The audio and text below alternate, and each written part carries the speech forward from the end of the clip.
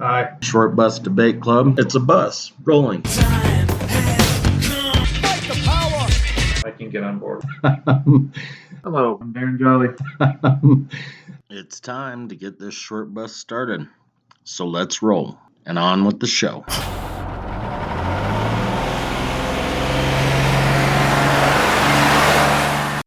Happy fucking New Year and welcome to 2023. Holy shit. This is Brian Courtney with Short Bus Debate Club. Darren Jolly's across the table from me. I told you can't even handle it. You want to go get a coffee or something? Yeah. Did you ever see the movie The Saint? Yeah, of course, Guys, dude. did you want to get a coffee or something? That's the one where we had the big debate on whether or not scientists could be hot. Oh well.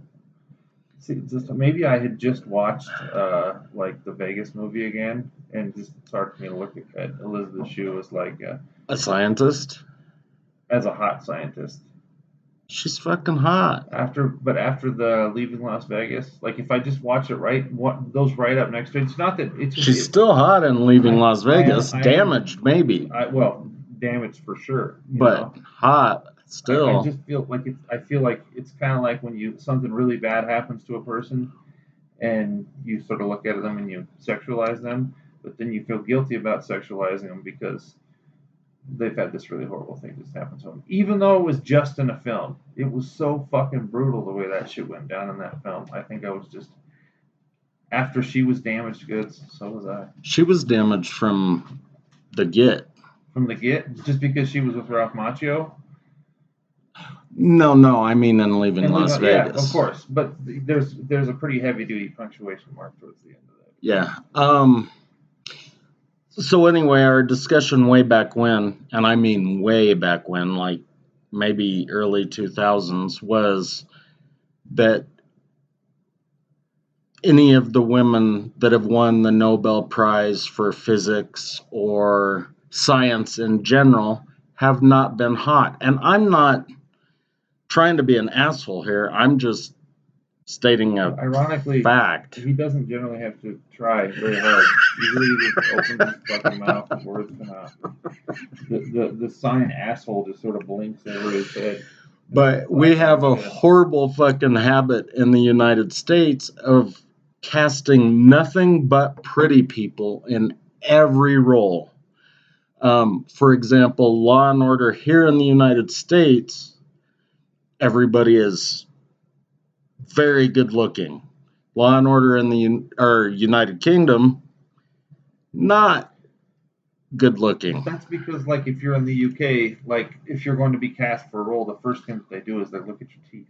You know, they're like, this guy's got British teeth. I was thinking maybe they acted or tried to get him to act, but either way, pretty, not pretty. I don't think you had a lot of Benedict Cumberbatch in like traditional British roles, you know, or Kenneth Branagh, you know, or anybody that would be like, you know, whomever. Elizabeth Hurley, she was British? Oh, she was. But she wasn't in any of the regular shows. She wasn't good enough to keep Hugh Grant on a leash, though. He still had to go get himself a little. He had to get his salad tossed by Tranny. Well, something he was paying for it one way or another, but I'm not sure whether they didn't release that specific. I'm pretty sure they did. Did they really? They said that he was with a transsexual. Now that could have just been like bogus fucking news. You know, did they come out and say it, or did they? Was it like? Did they no, I'm pretty sure because it was like it was several of them in a row. Eddie Murphy did it, and then Hugh Grant did it. Yeah, and a whole bunch of them. I had a great comment there though. Did you hear my comment? I said, did they come out and say it, or did they just make a Crying Game reference? I've never seen the Crying Game. Jesus, dude. Like all the fucking stupid movies you watch and you haven't watched that movie. No. I mean, that's really actually quite a good film. So whatever. It's certainly the best, transvestite, like unique situation film that I've ever seen. Not that I've seen a lot of transvestite unique situation films, but The Crying Game was really good. Get it together, man. Okay. 2023. It is 2023, and I guess from the beginning of this show, you probably realize we can roll off into strange areas almost instantaneously. But we come back to that was me snapping my fingers. But we come back to the tree trunk without little pink hearts. Pink hearts and yellow moons and green Well, stars. It's not a Lucky Charms thing, dude. All right, so what's the point of this episode? We kind of wanted to go back and, at least tell you about what we've done in the past briefly, because we've done 62 episodes in a short amount of time, which is a lot of fucking episodes. So we're not going to be able to cover them all, and we're not going to be able to cover any of them in any detail, especially since we killed fucking 10 minutes talking about transvestites and famous Lucky people. Charms. Yeah. But we did cover a lot of important topics in a short amount of time. This is sort of like a taking stock sort of like episode. Yeah, but also, kind of let you know where we're going in the future. Yeah. Because it is New Year. And so, right off the bat, I am going to tell you that generally speaking, I am not one of those people that does New Year's resolutions. I think they're fucking stupid.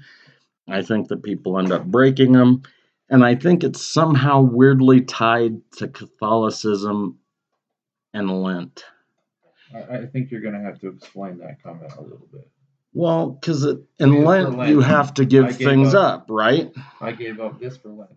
So what does that have to do? I mean, so they're like the New Year's in that sense. Right, because generally, somebody does a New Year's resolution. I'm going to work out all the time, three days a week or whatever. I'm going to lose 20 pounds. Well, they end up not succeeding, so they give up on their resolution, but then Lent comes around, so they give it one more try. And I don't know for sure if that's true or not, but I'm going to give you something that I can guarantee I will not give up on. I'm going to start drinking again. So, before we go off on maybe heavily. Before we go off on your, we're taking the New Year's resolution thing in a different direction. What we're actually doing is we're not giving up on something. We're re-engaging something. Well, you can do both, I would imagine. I've never heard anybody actively say, "There's this vice that I had in my life, and it sort of has been absent for a while, but I really need to bring that vice back in."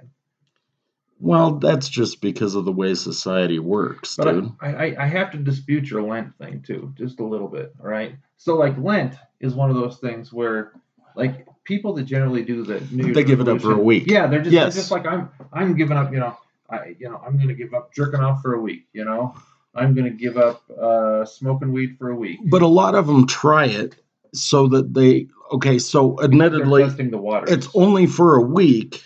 But I think that they're hoping, because I've heard at least 2 Catholics I know say, well, I'm going to quit during Lent, and if it works out, I'm going to continue doing it. Right? Yeah. Of course, these are the same fucking idiots that smear ashes all over their fucking forehead after it's all done. Start talking about motherfuckers right now. Just right out of the gate. There's a lot of peculiar things like rituals that people go through. But either way, even though I acknowledge that what you're saying is true, I think most of the time, I'm giving up roast beef sandwiches for Lent. Yeah, I'm not gonna eat carbs. It's like I'm giving up gluten. I'm not permanently purging. I'm just giving this up for a time period to show the sacrifice that I saw that Jesus gave for our sins. Well, right. I want God to see that I can do the same thing. God, I really take a lot of inspiration in what Noah did and kind of how he functioned. So I'm going to re-engage in what his daily practices were, especially since it looks like we're getting pretty close to having one of those Noah moments ourselves. I thought you were going to say you were giving up boating. Boating? No, Noah was a drunk. I mean, I'm pretty sure if I remember correctly, wasn't he? I'm gonna give up boating. I'm gonna just leave my yacht. No more sailing for me. I'm gonna get Magellan.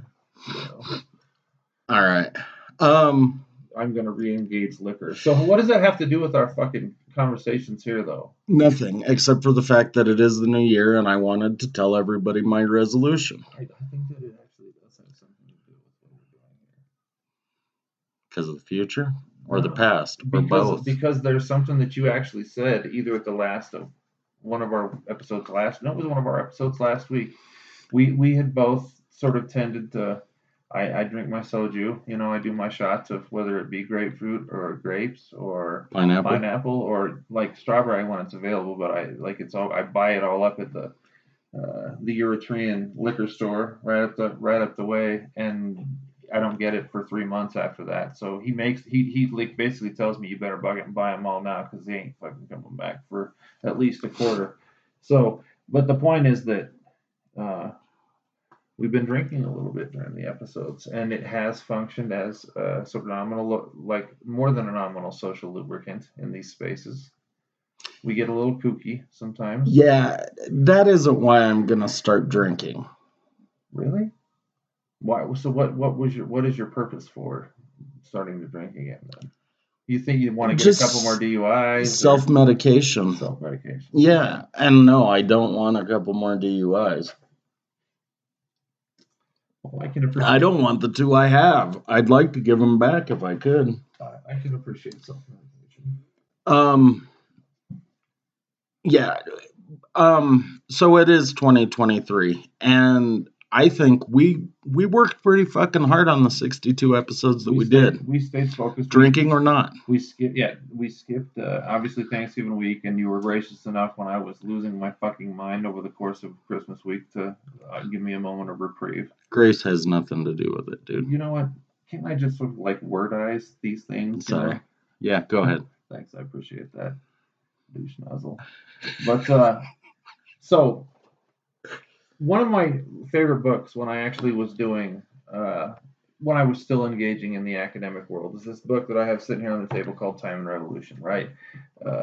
There are 3 different ways that Stephen Hansen, the author of this book, talks about the concept of time, right? Because he's sort of like trying to understand the ways in which the Soviets were engaging time, because they were trying to there's this concept that some people like oversimplify called what is it called when you're trying to make time go faster? Time travel? No. It's that one guy, Nick Land, wrote these books about it. So Stephen Hansen in his book, he talks about 3 types of temporal movement. He talks about cyclical time. That's pretty obvious stuff. That's like what the indigenous people when they're watching the changing of the seasons and they're following the herds and all that kind of stuff. That would be cyclical time. Rational time is the time that that we mathematize, right? And hang on real quick, I gotta look up Nick Land so I can there we go, English philosopher. That's what I want.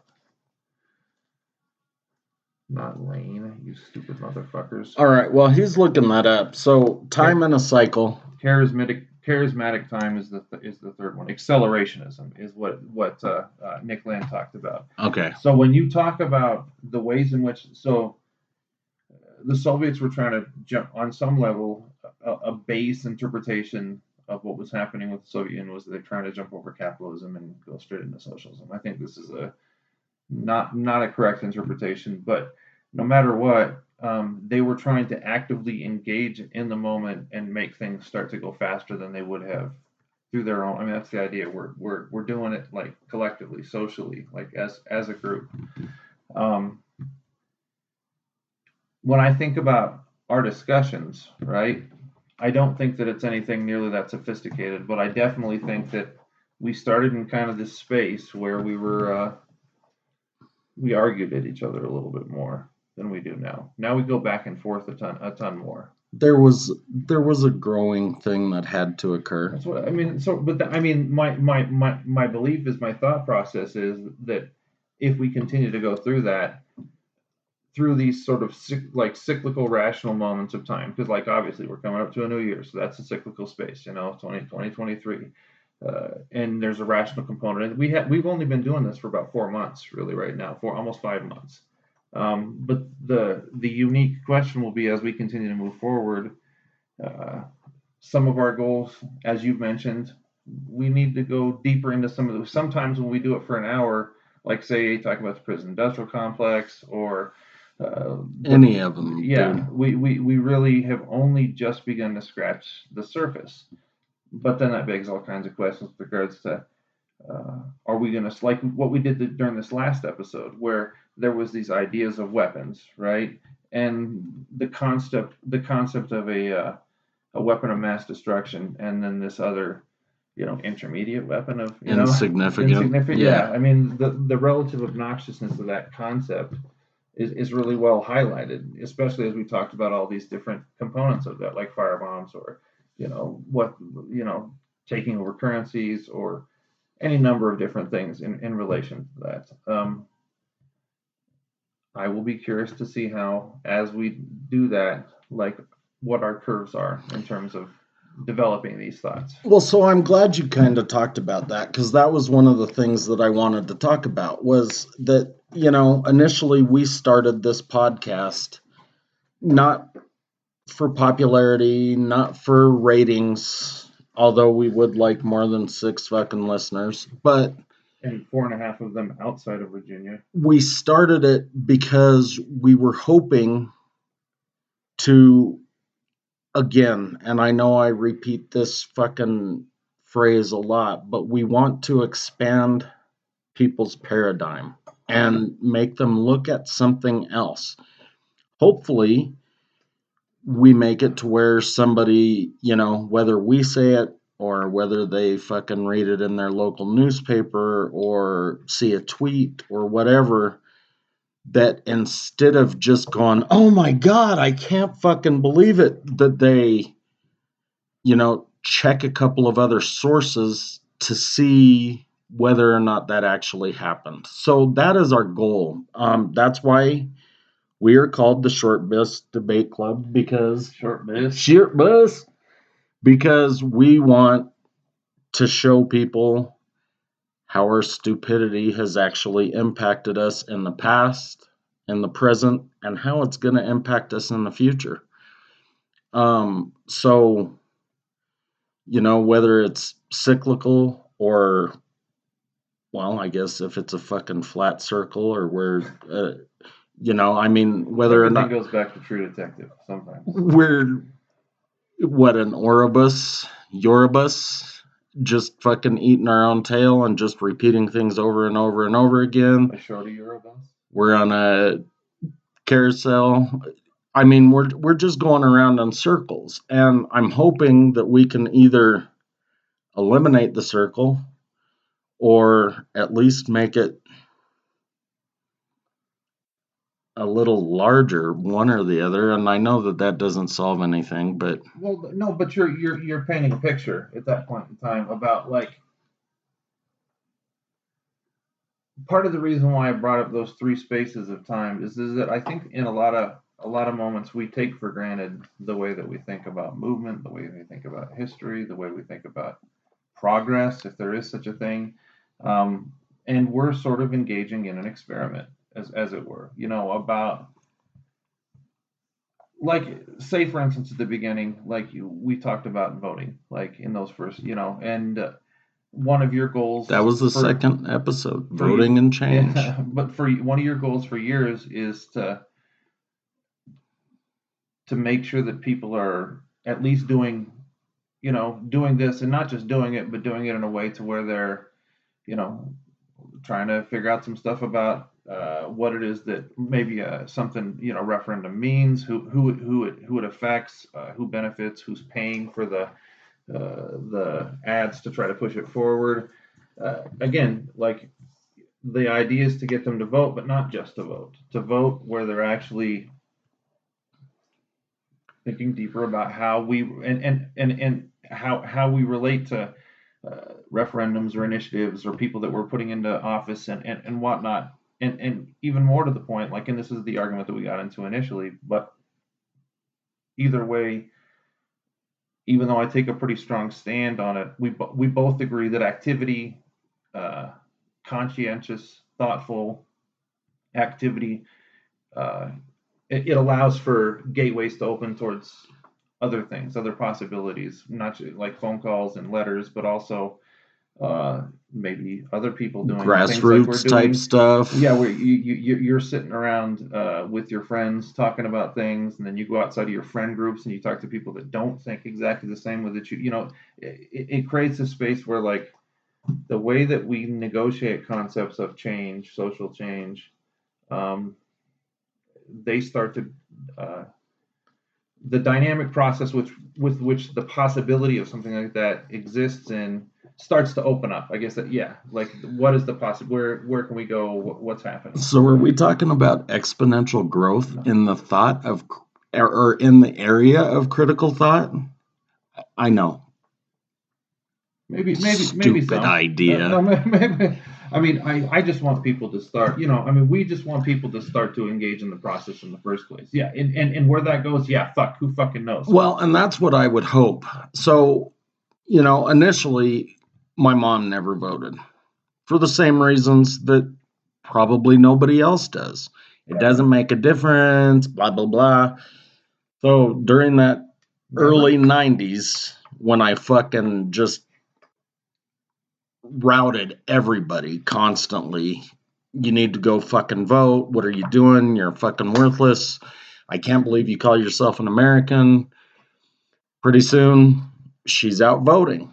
And those first couple of times, she didn't understand, and she'd come to me and say, I need your help here. What does this mean? What does that mean?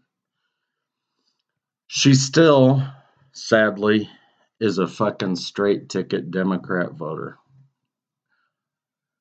But she does read the referendums and the initiatives, and she constantly calls me and says, I don't understand this. I need your help. I got her to vote. I got Aaron to vote. Karina started voting more often. There were some things that occurred. So I don't care. I want them initially just to go hit a button because I think that it's kind of like, well, for lack of a better analogy, it's that crack thing, right? Give them the first taste free, and then they come back for more. I don't know that like voting like satiates a thirst quite so effectively as maybe some of those. Well, unless they think that they're actually doing something. And maybe the reason we're hovering, depending on where you look in the timeline, between 47 and 68%, something like that, of the registered voters that actually get out there. Mm-hmm. Maybe the reason it drops is because these are registered voters that have become disenchanted, so they don't vote. Maybe some of them have become registered because they were registered when they got their driver's license or their ID, mm-hmm. and they never went. I don't know. And maybe that's part of our problem is that we don't know why those people aren't voting. They don't do a fucking Pew Research thing on why those people aren't voting. They just say, well, these are the numbers. And I know the crack thing was a bullshit analogy. I'm not fucking around, or I am fucking around. But I understand that. One of the things about our discussions that I like, though, and not to go back to that second episode too much, is that hovering around, whether it's 48 to 63 or whatever, like, I like the thought of understanding that voting is one form of, but like understanding that all these other spaces, like at least if you're going through a process of thinking all the time and you're engaging people thinking all the time, I just because again, like maybe they don't do the Pew Research thing because people understand that like the way that our democracy functions is pretty fucking asinine. But I will say one thing that's interesting about this last election, the last midterm election, is that there's a lot of exit polls that were suggesting that there were a lot of people that weren't straight ticket voting. Like Georgia was a good example because Warnock ends up winning that runoff election over the wonderful running back, whatever the fuck that douchebag's name was. Herschel Walker. Herschel Walker, Jesus fucking Christ. He was one of the greatest running backs He's ever. One of the greatest fathers ever. He had kids in like almost every state of the union that he didn't acknowledge. Dude, I'm just talking shit. No, it's okay.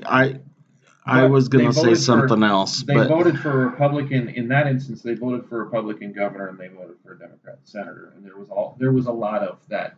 Where it's interesting. It's interesting when people don't straight ticket vote, especially because it's so painfully obvious that there's so little difference between certain types of people inside of the Republican and Democratic Well, Party. And that's the thing. I mean, with most straight ticket voters, and most of them are within that age group where your mom, my mom, they are. They either hate Republicans so badly that they're going to vote nothing but Democrat, or vice versa. Whatever. Voting isn't enough. You do have to write these motherfuckers. You do have to call them. And probably you need to stage a fucking protest in front of their fucking office. But those are only certain steps that we can take. And we're never, ever, ever going to know whether or not we are truly shut down unless we can get those numbers closer to 100. And 60 is not close to 100. That's a D, you dumb motherfuckers. A D. We are the slow retarded kids on a global scale. I don't think you need 100% of people voting to demonstrate. I said we need to get closer to 100. Okay. I don't think that you need to have 90% to demonstrate that this system is not functioning properly. I mean, I'm not telling people not to vote, but I think that we're way past the point where, with everything else that we've talked about, from the military-industrial complex, prison-industrial we've talked about many, many different things that suggest that you follow the money and you understand that. It's so funny. Like they wouldn't even let fucking like all major media establishments that wanted Trump not to win the election censored everything with regards to Hunter Biden's fucking laptop. I mean, what? Well, here's the thing. You said follow the money, right? So let's say right now, with regard to voting and the population of the United States, we are running like a Macy's type of retail environment, right? So that means what does that mean? Only a medium amount of the population shops at Macy's. Most people shop at Target or Walmart or Dollar General or whatever the fuck those places. Ship from Amazon and don't go anywhere. My point is that when Walmart initially started, they were only in rural environments. They were out in the fucking sticks. But they only charged, and still to this day, they're only charging about 1.5% profit on everything that they sell in their store. So if we can go from Macy's to Walmart, then they see all of, and again, I know I'm romanticizing this, but we're not going to know unless we come closer. We're never going to know unless more people fucking vote. You're backing yourself into a corner here. I know. You don't need to. And you're never, because people understand perfectly well that, you don't need even 90% to demonstrate that they're not going to, ultimately something extra legal just needs to happen to alter the trajectory of what it is that's going on right now. Well, dude, it wasn't until the libertarians hit 5% that the GOP fucking infiltrated them and broke them up. It wasn't they did it. It was with the Reform Party that they did it. No, the Libertarian. Back in the 90s when they broke up the Libertarians, so now we're getting fucking 1.5%, 2%. It's the same thing that happened with what's his name? He was in the 10s both times, and then they put Buchanan in the Reform Party. that was the strongest third party position that we've seen in our lifetime. Not the libertarians. No, I'm not saying that it was the libertarians were the strongest. I'm saying that once they hit 5%, that's when the GOP went in and broke them up. And now the fucking libertarians are full of rhinos and everything else. Right. Like that fucking last candidate here in Colorado that said, well, I'm against abortion, so I think you should adopt kids. That's not a libertarian standpoint. Who was it that said that? I don't know, some fucking senator that was running. I'll look it up, but it doesn't matter. But he came out as against abortion. Yeah. Rhinos? You really use that term in relation to libertarians? Well, dude, I don't know what else to call them because they're like the fucking Michelle fucking Bachmans and Sarah Palins and all of the other fucking idiots that are not Republicans. Republicans do not want any of the shit that the current GOP is telling you that they want. Except for the fact that they control the party. That's a good part of it. So we're 30 minutes in and we've been fucking around with voting. I know we can do that a lot. But we did cover some other really important shit. Roe versus Wade was our first fucking episode. Number one. Supreme Court said, you know what? Fuck it. It's not up to us at the federal level. States' rights. You guys at the state decide what you're going to do. Now, at this point, with them saying what they said, it's not just about reproductive rights, nor is it about reproductive female rights. It's about fucking rights. Because now the federal government has said, hey, you guys go ahead and decide whatever the fuck you want with regards to this. But if they decide to do something else, they're going to say, well, the Supreme Court said we could kind of decide what we wanted. And it turns into such a slippery slope because you know that the Supreme Court is going to rule on things that they want to rule on and then say that it's a states' rights issue on things that they want to make sure that, like Roe v. Wade. Well, that's what I said in the first episode. I think they were just trying to clear the logjam because who knows how many states had sued them, how many times, not sued the Supreme Court, but, these lawsuits are now in front of them. So I think they said, fuck it. We're done. This is no longer a federal thing. You guys talk about it. Well, by doing that, they've opened it up to where now minority rights are, at risk. LGBTQ plus, or BI plus, whatever the fuck it is now. BINGO. What was his name? BINGO, and Jimmy used to be his name, Mo. You can't dead name people, dude. I didn't. It was just a song. But you referred to his old name. Oh, sorry. Jammo. Jammo was his name, Mo. Yeah, we're the devils. But yes, that's obviously the problem of that is that it opens it up to all kinds of things. And really the tragedy of that is we end up having all these situations get bogged down where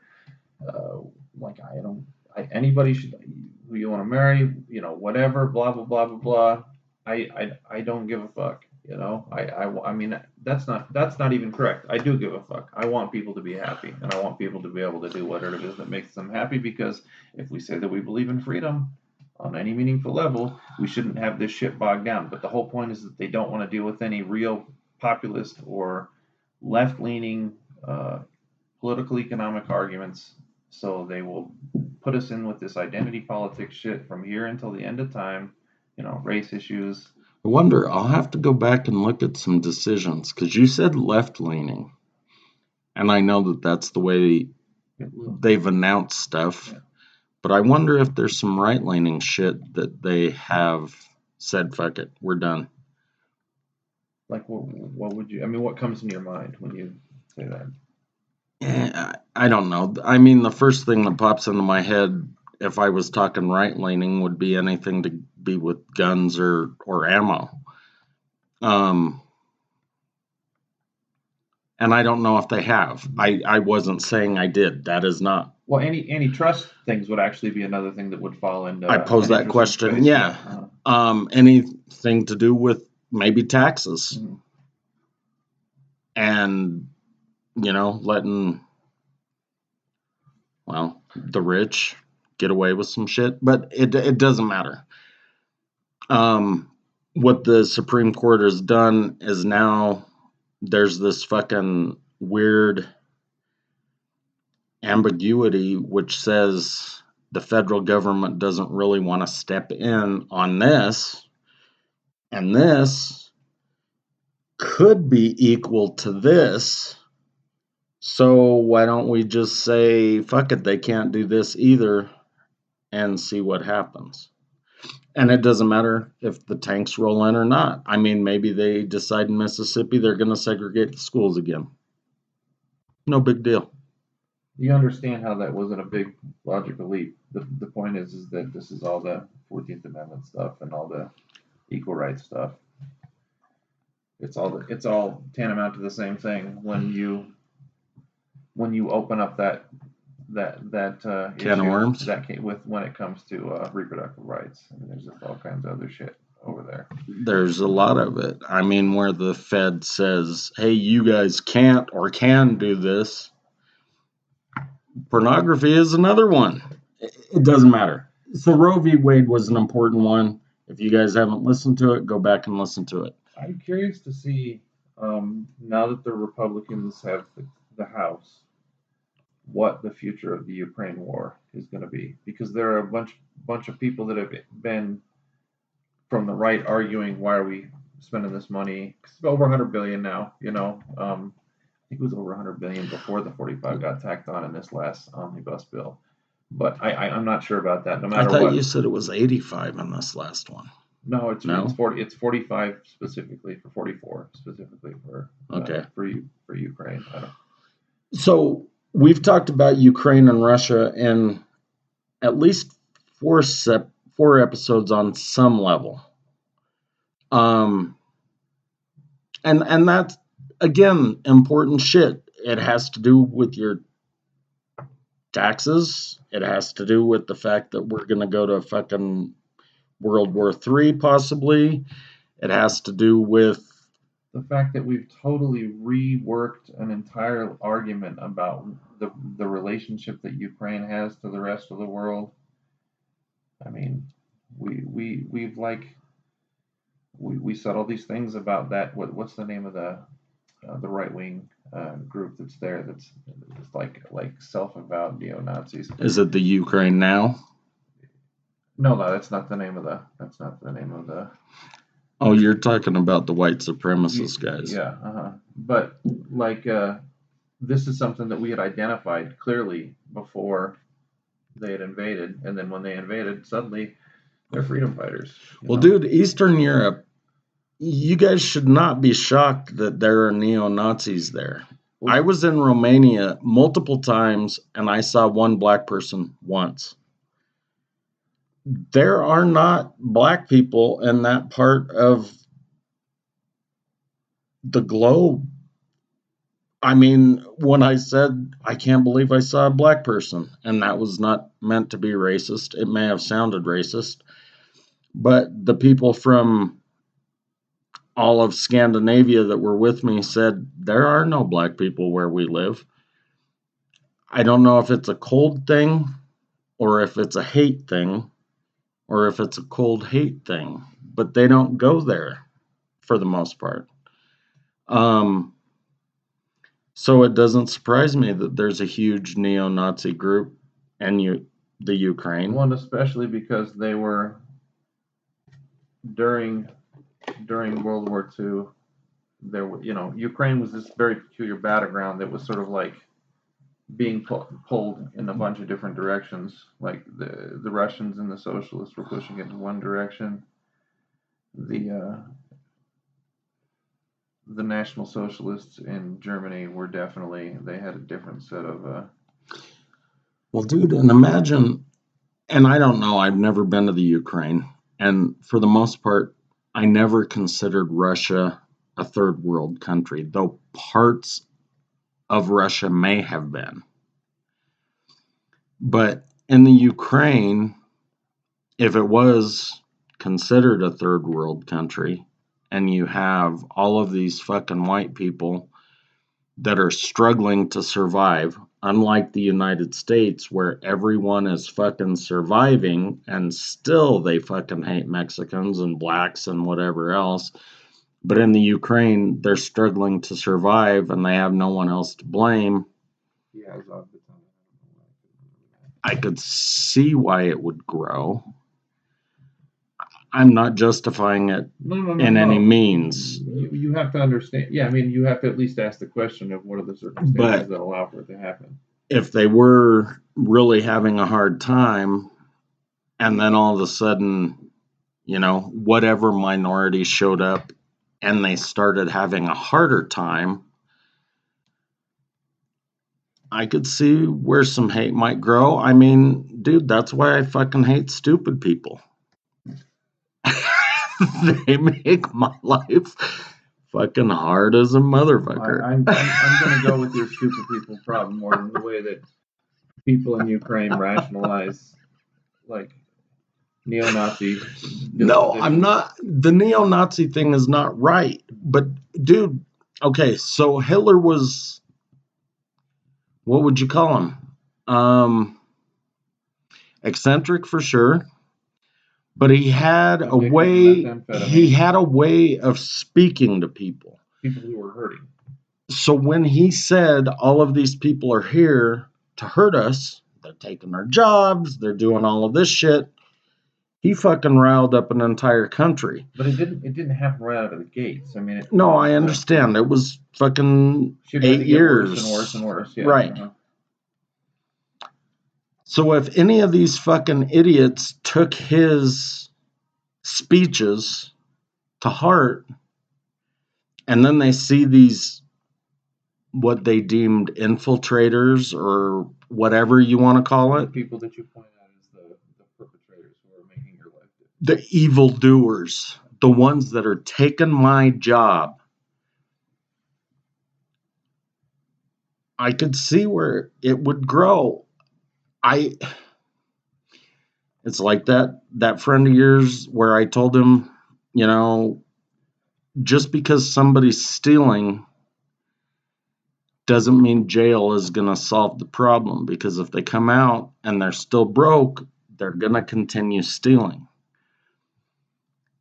If you don't fix the problem, and I don't know if the problem is hate or economic or both, but if you don't fix one or the other or both, then that kind of shit is going to continue to spin out of control. It's just like the fucking Muslims saying that we're fucking infidels. I admit I am an infidel. But I'm not the one bombing their country or sending drones in or anything else. So I'm not positive that I'm the infidel they hate. But if I went over to any number of countries, Pakistan, Libya, Egypt, probably, I would probably get hung. Maybe hung and fucking gutted. Maybe both. They might pull your fingernails off first. And torture me for my information? No. Just sort of do it publicly to sort of like let them know what happens to infidels. Yeah. I don't want to have my fingernails. I really do want to go to Libya, though. I don't think it would be wise. No. I understand that. So what? I got to wait until after everybody who hates infidels dies? I don't know. I wasn't going to say that's not where I was going to go. But I think it'd be good. I mean, after the stupidity that we pulled, and it like there's like weird slave trading shit that's going on. There's no end to our stupidity, dude. I wasn't that, but ultimately, I just think that like for things to settle. Like you probably have to wait for. Wait until the next time when we're trying to get them to buddy up with us for a war with somebody else. If you keep old HRC away from there, I think we're better off for longer because she just opens her mouth and changes feet. I mean, her and fucking Condoleezza. I listened to this. She did an interview with Condoleezza Rice on Jon Stewart's show. So it was Jon Stewart with Hillary Rodham Clinton and Condoleezza Rice. That was a long time ago. No. It was literally just 3 or 4 months ago. I didn't think there was a Jon Stewart show anymore. He does one on iTunes or the Apple, it's a podcast thing. Okay, it's really a show. But he does. No, I get you. He does do it as a podcast too. But I mean, it's totally fucking important that they did it anyway, so that this myth where we think that like Hillary Rodham Clinton is a Democrat and Condoleezza Rice is a Republican. No, she's a neocon. She's a neo-lib with neocon tendencies. I mean, she just wants to be. Dude, had she won in 2016? They're both Demopublicans. Yeah, they definitely are. Yes. Like of the worst fucking kind. Like the ones that want to go to war everywhere, want to fucking make money off the fucking war machine. The fact that they did the interview together, I kind of wish that Jon Stewart would have kind of took the elbow and dug it in the back of their neck a little bit harder, because I mean, for fuck's sake, they're both. I mean, there's some mild distinctions that both of them were making, but at the same time, they're both basically saying American adventurism, make money off of war here. Go fucking spend money on Ukraine, then Ukraine can fight our war for us and kill Russians, the same way that the Iranians and the Iraqis were doing it in the 80s, except for on a much grander scale, because we're dealing with the Central Eurasian power position. And all of the former Soviet blocs. Yes, all at the same time. Literally, it's pretty incredible. The University of Denver brags about the fact that Condoleezza Rice went there. Yeah, no. And it fucking irritates the shit out of me. This is the world that we live in, dude. But dude, she's a hoe for the fucking Defense Department. I just don't on every level. Get it. You do, though. Well, I would like to think that our education system would brag about somebody who had done something for education or for the betterment of society or whatever. I don't even think those motherfuckers know what that concept would mean. Maybe they don't even exist anymore. The betterment of society. Condoleezza Rice. Yeah, I can't even say those two things in the same sentence. Or Hillary Rodham. No. I mean, I already told you that fucking. I mean, they're bringing Liz Cheney in on the side, and it's like a three-way fucking rug munch,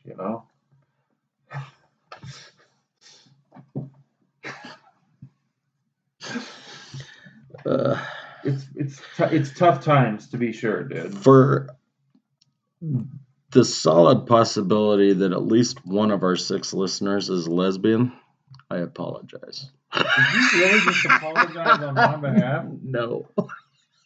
I don't care about anybody doing this or that. Dude, I don't even apologize for myself. Why would I apologize for you? It really, I was hurt a little bit there. Yeah. Well, I tried to not laugh, but I laughed. Yeah. So for you, who is the lesbian one of 6 listeners, suck it up, bitch. I know, the 2016 thing, I said it over and over and over again, but when you had Bush Sr., Clinton, Bush Jr., and I think it was Michelle Obama, all standing there saying, you can't vote for Trump, you can't vote for Trump. I mean, that's like Hillary Rodham Clinton and Condoleezza Rice and Liz Cheney, running a 100-meter in the swimming pool where they're doing a relay. Is that better than when you just now said that, though? It reminded me of that horrible movie Caterpillar. I don't know what that movie is. What is Caterpillar? Or no, sorry, Centipede. I don't know what it is either. I don't know. This fucking, it's done by fucking Eli Roth, I'm pretty sure. But it's the same concept, Hostel. You know the movie? I mean, it was a horror movie. A shitty movie. Yeah. But Centipede, they take people and chain them up and fucking basically stick their heads up somebody else's ass or in their twat, and they make a human centipede. Maybe that's what it's called, Human Centipede. Not a good movie, either way. So we've gone through maybe 3 episodes, and we're like 50 minutes in. So if there's one thing we know, we've got a lot more work to do. And the images of like a Cheney into the anus of Clinton, into the anus of Rice, into the Bush. anus of Bill Kristol, I mean, we could go on and on and on, right?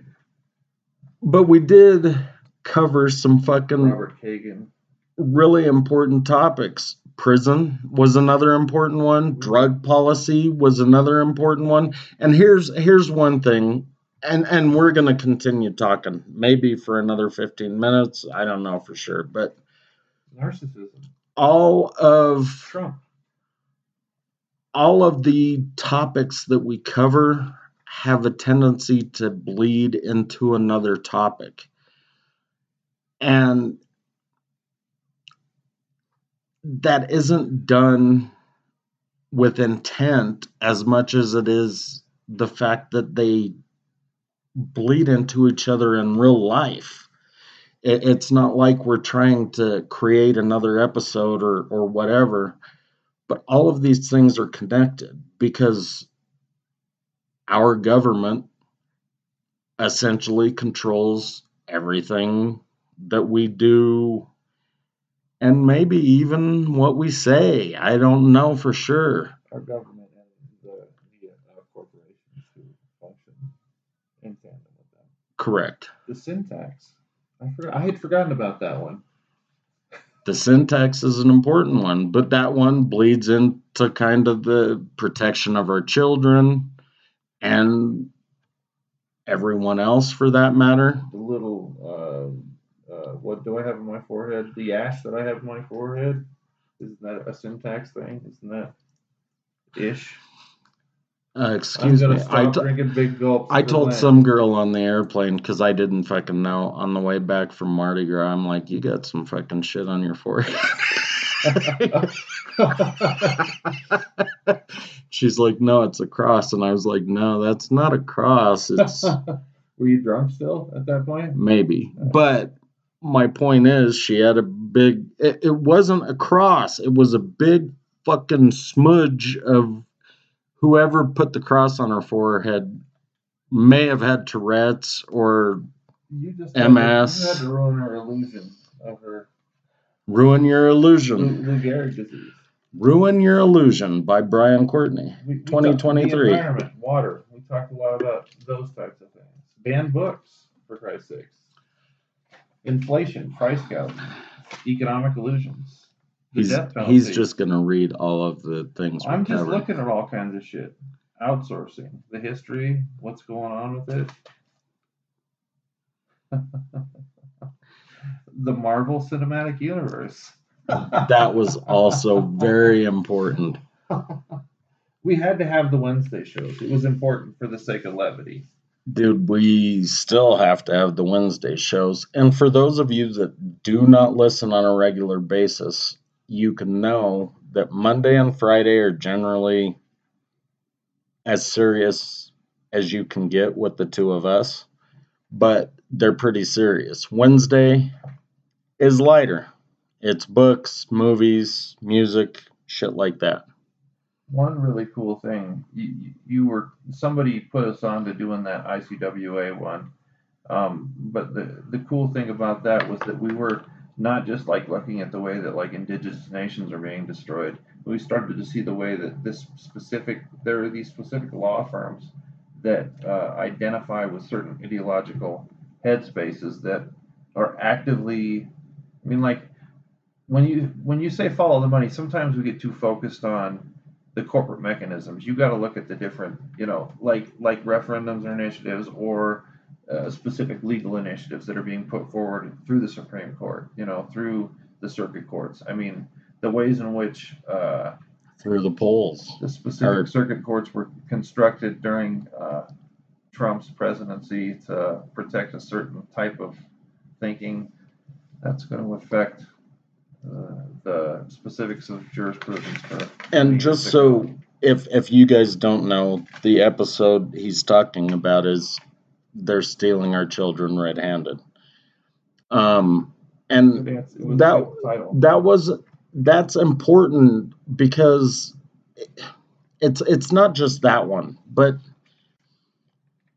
white people are stealing Native American children from their families because they don't think their families are raising them correctly. So that one's important, but I think, and again, I could be tooting my own horn, but I think we cover shit, or at least we say stuff that nobody else is willing to say. And nobody was covering that fucking Child Welfare Act. At all. And unless you were indigenous, essentially.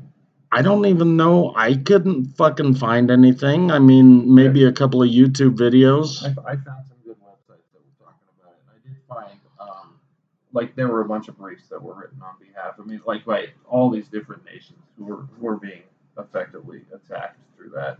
I mean, not enough, to be sure. I mean, there could be a lot more coverage of things like that. Absolutely. But, I mean, even if it's the shit that you're used to hearing, like the dude in Vegas that fucking stabbed somebody.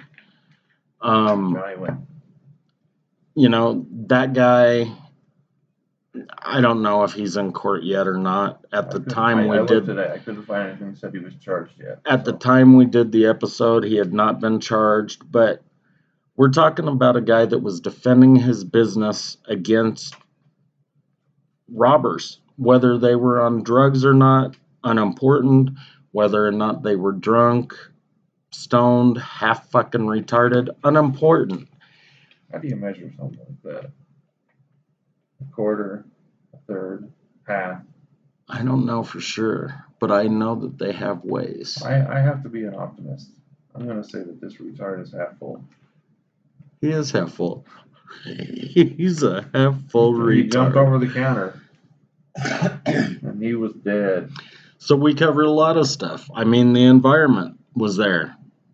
But again, we haven't gone as deep into a lot of these things as we probably should have or will. We do. I was hitting you so hard on that voting thing, but we had a couple of episodes that I thought were really interesting, and that's why I hit you so hard on the voting thing. We did the burden of command, right? We don't have any real good leaders right now functioning, trying to move or steer anything in any specific direction. No. But it's the point of those episodes was to suggest and identify that how do you be a leader, in a world where there's transnational capital and power is so fucking devastatingly gigantic in the spaces where it's occupying.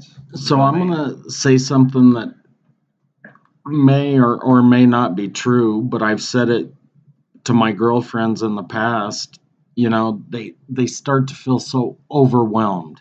They've got to do this and that, this, and they're running around doing this and that.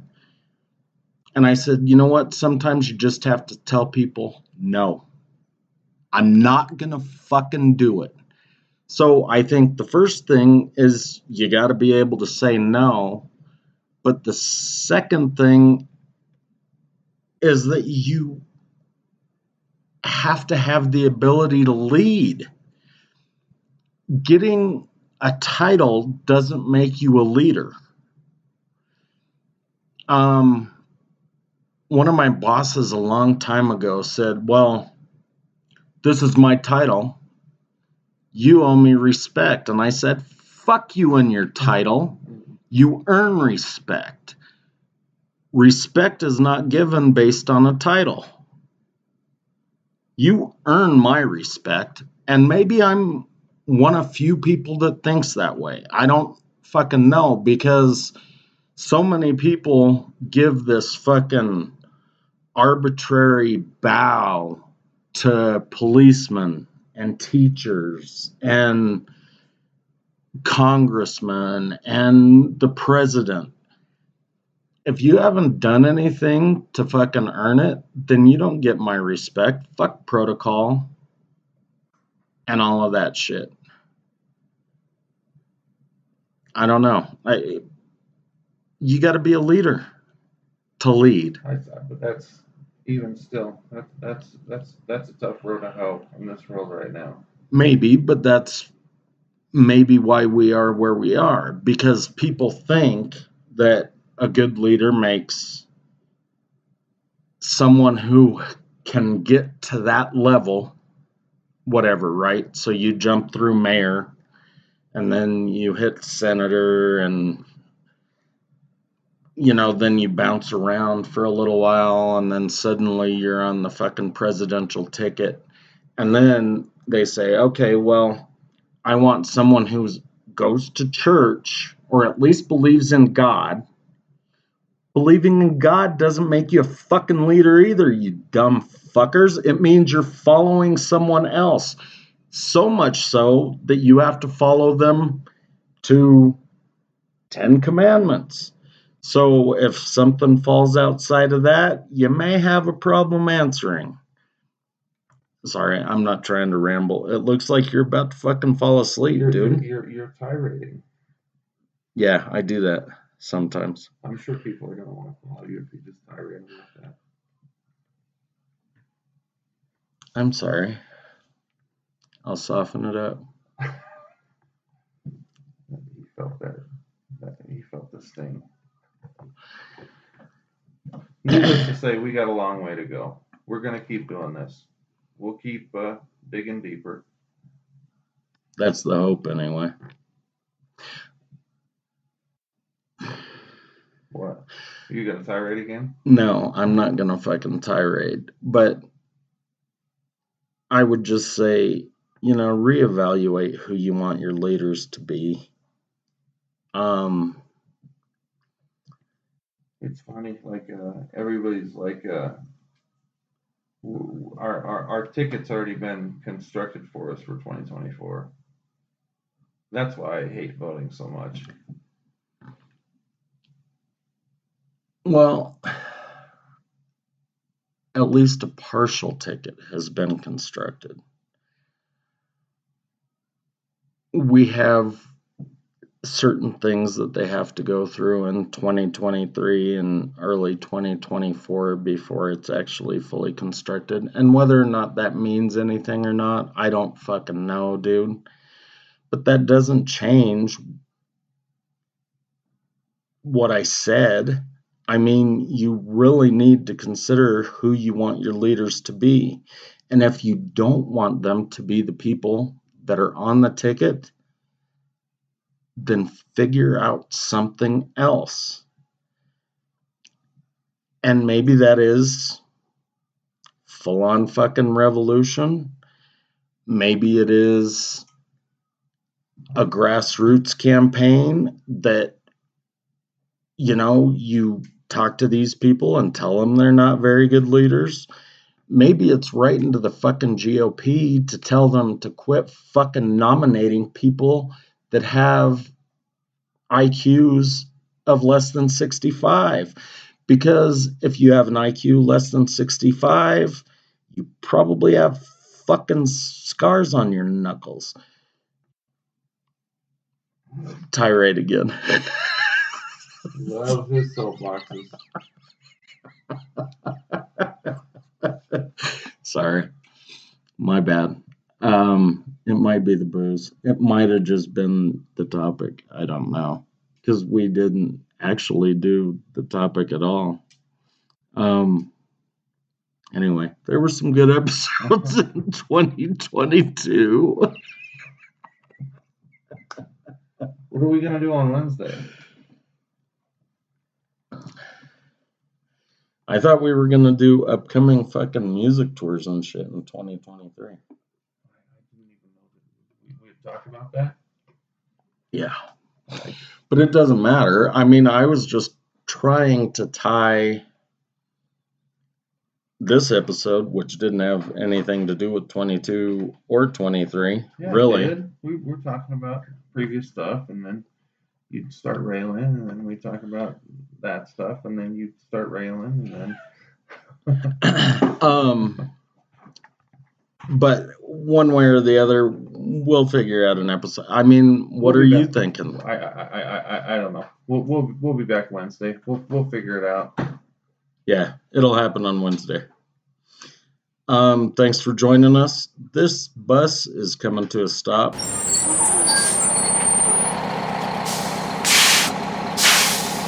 720-334 roll.